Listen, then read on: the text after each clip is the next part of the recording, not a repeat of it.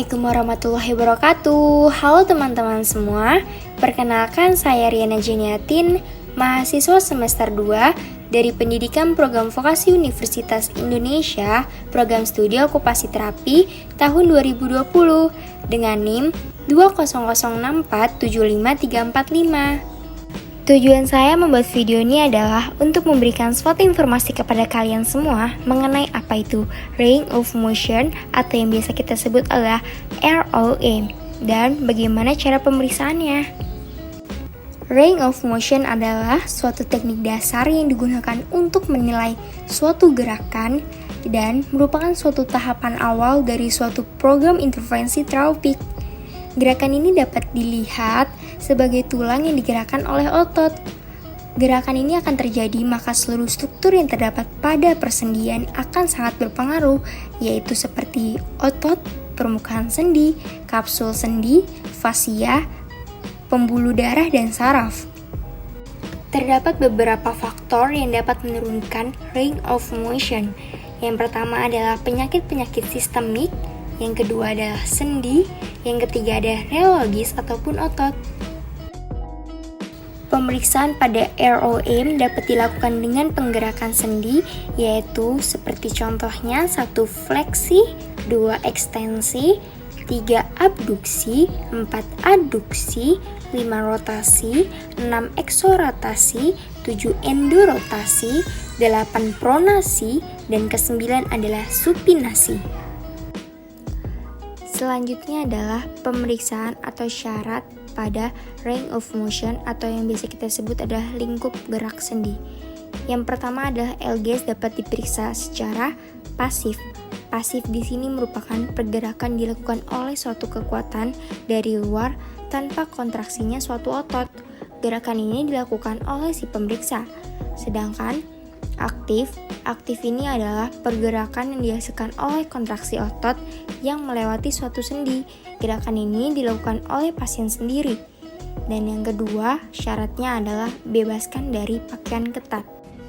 Pemeriksaan kekuatan otot dapat dilakukan dengan menggunakan pengujian otot secara manual, manual muscle testing, atau yang biasa kita sebut adalah MMT. Pemeriksaan ini ditujukan untuk mengetahui kemampuan mengkontraksi kelompok suatu otot secara volunteer. Sebelum kita melakukan suatu pemeriksaan, maka hal yang wajib kita ketahui adalah alat-alat yang digunakan untuk melakukan suatu pemeriksaan tersebut. Pada pemeriksaan ini, alat-alat yang digunakan adalah pertama, goniometer, yang kedua adalah meteran. Selanjutnya adalah video mengenai cara pemeriksaan pada skapula abduksi. Ini merupakan tata cara bagaimana untuk melakukan suatu pemeriksaan skapula abduksi. Perhatikan baik-baik ya teman-teman videonya. Pasien diminta untuk duduk tegak, lalu setelah itu sang pemeriksa mencari tulang skapula pada sisi kirinya dan mencari tulang vertebra atau tulang belakang. Setelah itu ukurlah tulang skapula sampai dengan tulang vertebra. Ini merupakan skapula bagian normal. Setelah diukur, pasien diinstruksi untuk mengangkat tangannya sebanyak 90 derajat, lalu membelokkan tangan berlawanan arah.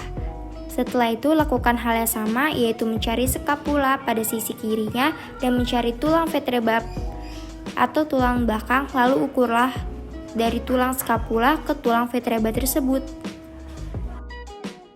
Ini merupakan posisi skapula saat sedang abduksi.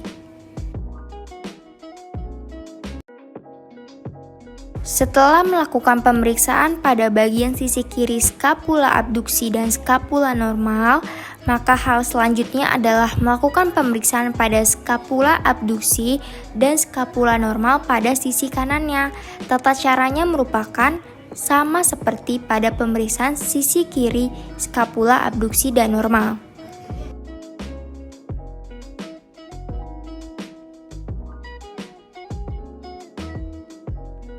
Dengan pengukuran skapula abduksi dan skapula normal sudah selesai, maka hal selanjutnya dilakukan adalah mengurangkan hasil dari pengukuran skapula abduksi dikurang skapula normal.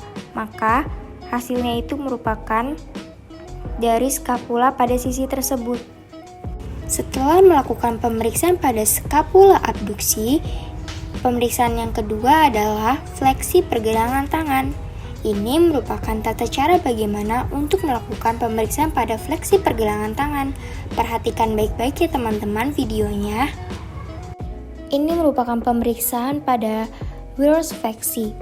Ini dilakukan dengan posisi duduk dan palmar tangan menghadap ke arah posterior dan goniometri diletakkan di bagian atas dari wirs sejajar dengan ulna metakarpal.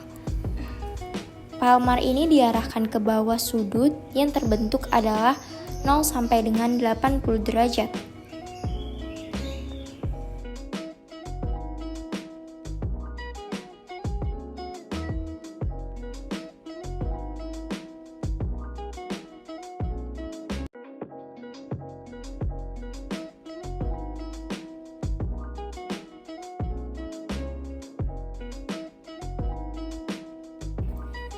Dan ini merupakan pemeriksaan pada bagian sisi kirinya dari reverse fleksi. Hal yang dilakukan dan tata caranya sama dengan reverse fleksi pada posisi kanan. Lalu sisi sini dan ini bagian sini.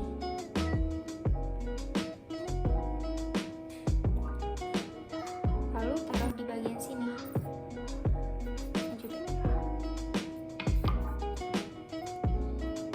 Dan pasien diminta untuk fleksi dan kita mengikutinya.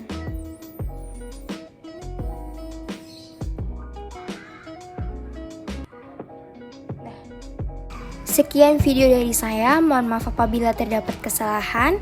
Terima kasih. Wassalamualaikum warahmatullahi wabarakatuh. Bye bye teman-teman semua.